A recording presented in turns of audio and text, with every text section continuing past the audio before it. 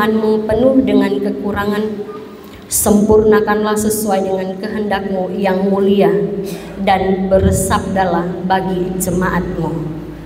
Amin.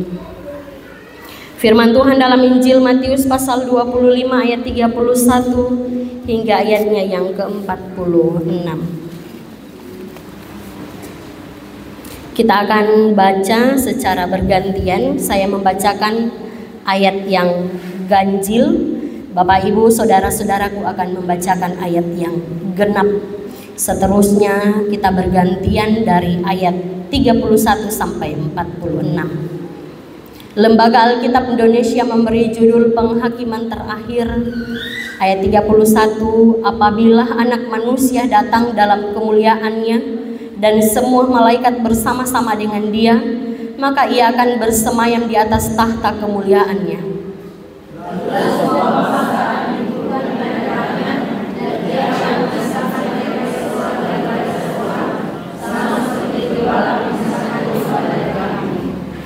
Dan ia akan menempatkan domba-domba di sebelah kanannya dan kambing-kambing di sebelah kirinya.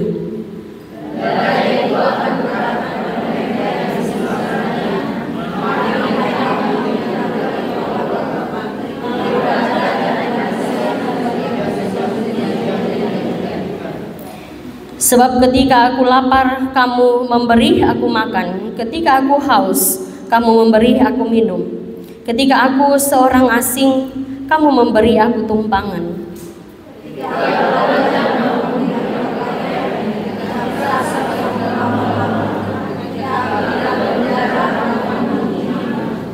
Maka orang-orang benar itu akan menjawab dia, katanya, Tuhan, bila manakah kami melihat engkau lapar dan kami memberi engkau makan, atau haus dan kami memberi engkau minum?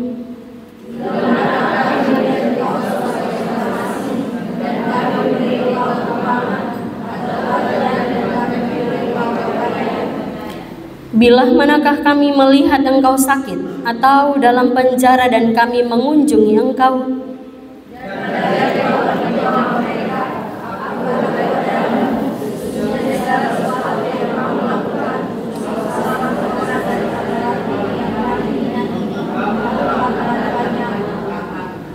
Dan ia akan berkata juga kepada mereka yang di sebelah kirinya, enyalah dari hadapanku, hai kamu orang-orang terkutuk, enyalah ke dalam api yang kekal yang telah sedia untuk iblis dan malaikat-malaikatnya.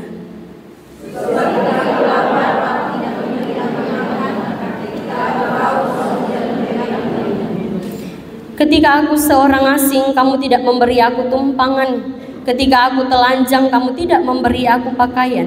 Ketika aku sakit dan dalam penjara, kamu tidak melawat aku.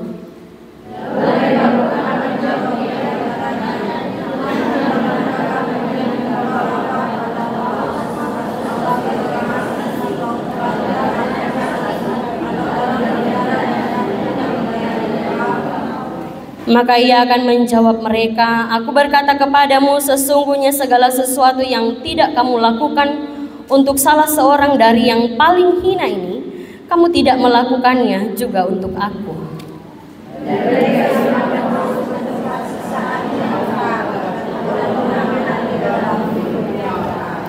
Demikian bagian bacaan kita pada saat ini yang disebut berbahagia.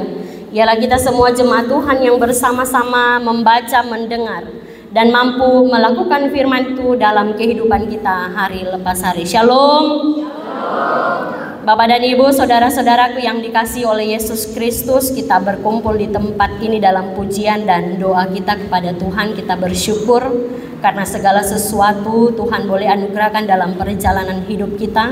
Sehat dan kuat terus Ia anugerahkan kepada kita semua dalam keterbatasan kita, dalam kelemahan kita sebagai manusia biasa. Puji Tuhan, pada saat ini kita boleh ada di minggu keempat atau mungkin minggu terakhir di bulan Februari. Bahkan kita pun pada saat ini terakhir akan melaksanakan minggu biasa, karena minggu depan kita ada di minggu sengsara yang pertama. Kita bersyukur, berterima kasih kepada Tuhan. Tuhan tetap mengasihi dan mengasihani kita umat yang dikasihinya. Bapak Ibu saudara-saudaraku yang dikasihi oleh Yesus Kristus, dalam bagian bacaan kita pada saat ini Injil Matius pasal 25 ayat 31 sampai 46 akan menjadi inti perenungan kita di pagi hari ini. Ketika kita mendengar kata melayani, kira-kira apa yang terlintas dalam pikiran kita? Kata melayani. Bisa jadi itu mengarah pada tindakan sukarela, tindakan membantu. Banyak orang enggan untuk melakukan itu karena berpikir bahwa namanya melayani itu sama artinya dengan jadi pembantu, jadi babu. Sementara kalau orang mau pikir, orang adalah bos misalnya. Saya adalah tuan atau nyonya besar. Saya adalah pejabat atau saya adalah pimpinan dan lain-lain sebagainya. Saudara-saudara, melayani itu lebih identik dengan persekutuan gereja dan itu adalah tugasnya kami sebagai pendeta, tugasnya guru agama, tugasnya para penatua dan diaken, bahkan mereka yang ada di kolom-kolom, sehingga di lingkungan pemerintah, perusahaan lebih dekat dengan istilah pemimpin bukan pelayan. Setuju dengan ini? Saya kira kita semua setuju. Orang kemudian memisahkan pelayanan kepada Tuhan dan pelayanan kepada sesama, berpikir bahwa kalau pelayanan sama Tuhan harus sungguh-sungguh, sedangkan melayani manusia tidak masalah kalau setengah-setengah. Pelayanan kepada Tuhan dipandang sebagai sesuatu yang sangat sakral, sementara kepada manusia itu lebih bersifat sekuler. Tidak mengherankan jika terlalu banyak orang yang kemudian mengabaikan pelayanan kepada sesama manusia. Sehingga memang firman terus mengingatkan kepada kita bahwa melayani Tuhan dan melayani sesama merupakan panggilan bagi setiap kita umat yang percaya. Ironisnya Bapak Ibu saudara-saudara, dalam kehidupan gereja justru semakin jarang umat yang mau berlomba-lomba meningkatkan mutu pelayanan. Tidak banyak orang yang berpikir atau berkomitmen, kapan saya akan memberikan pelayanan yang terbaik bagi Tuhan dan bagi sesama. Sehingga bagian bacaan kita pada saat ini dalam Injil Matius pasal 25 memperjelas kepada saya dan saudara-saudara tentang konsep melayani yang sesungguhnya. Firman ini berisi tentang penghakiman yang terakhir yang akan dialami oleh umat manusia ketika sang hakim yang adil akan melakukan pemisahan berdasarkan perbuatan kasih baik terhadap Tuhan, tetapi juga kepada sesama-sesama kita. Yesus pun menggunakan simbol untuk membedakan mana milik Allah dan mana yang bukan. Simbol domba mengacu pada orang yang benar yang akan mendapat bagian dalam kerajaan Allah. Kalau kita merujuk pada sifat domba, domba itu penurut. Domba itu mudah diatur. Domba itu dia tidak punya tanduk yang akan menanduk orang dan akan mencelakai orang. Karena modelnya beda dengan kambing. Sebagai jenis binatang yang tidak mudah diatur, tidak mudah mendengar, sifatnya domba dan kambing berbeda.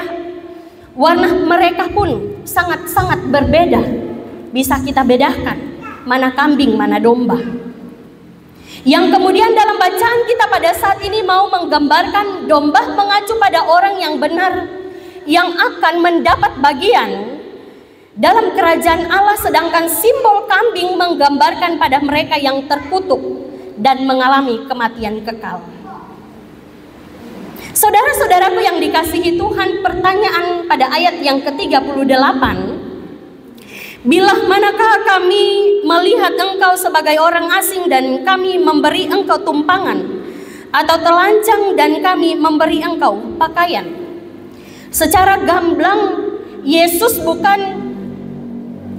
berkata, sesungguhnya segala sesuatu yang kamu lakukan untuk salah seorang dari saudaramu yang paling hina ini, engkau telah melakukannya untuk aku. Yesus berkata seperti itu. Sangat jelas Bapak Ibu Saudara-saudara, Yesus tidak pernah membedakan, apalagi menyepelekan orang-orang yang berkesusahan dari latar belakang apapun ia. Mengasihi Tuhan berarti kita juga peduli dan mengasihi dengan sesama-sesama kita. Saudara-saudaraku yang dikasihi Tuhan, jangan sampai berita firman Tuhan ini mengena dalam kehidupan kita. Kita bukan ada di bagian kanannya Tuhan, tetapi kita ada di kelompok bagian kiri. Kita tidak disebut sebagai domba, tetapi kita disebut sebagai kambing. Jangan sampai sama dengan firman ini yang berkata, enyalah kamu. Dan kemudian kita ditempatkan di tempat penghukuman kekal. Saudara-saudaraku yang dikasihi Tuhan, jangan kita berkata bahwa kita mau melayani Tuhan tapi kita mengabaikan sesama. Jangan kita berkata bahwa kita mengasihi Tuhan tetapi kita masih membenci dengan sesama-sesama kita. Jangan sampai pada masa penghakiman kita dienyahkan dan dikumpulkan bersama-sama dengan orang-orang fasik. Kita terus rindu menjadi domba yang taat, domba yang setia, domba yang dengar-dengar pada gembala yang agung. Sehingga kelak ia datang dalam kemuliaan, ia akan dapati kita sebagai umat yang setia. Tidak terkecuali kepada orang tua baptis dan orang tua saksi baptis dari anak kekasih Deamora Sarah Silalahi yang baru menerima sakramen baptisan kudus pada saat ini. Jadikanlah anak Deamora Sarah Silalahi menjadi anak yang mau melayani Tuhan sejak ia kecil. Bentuklah ia menjadi anak yang bertanggung jawab. Ini tugas kita sebagai orang tua dan orang tua saksi baptis. Biarlah kiranya Tuhan Yesus menolong kita, memampukan kita jemaat Tuhan bersama-sama dengan orang tua baptis dan orang tua saksi baptis untuk melakukan kebenarannya. Tuhan Yesus memberkati dengan firman-Nya. Amin.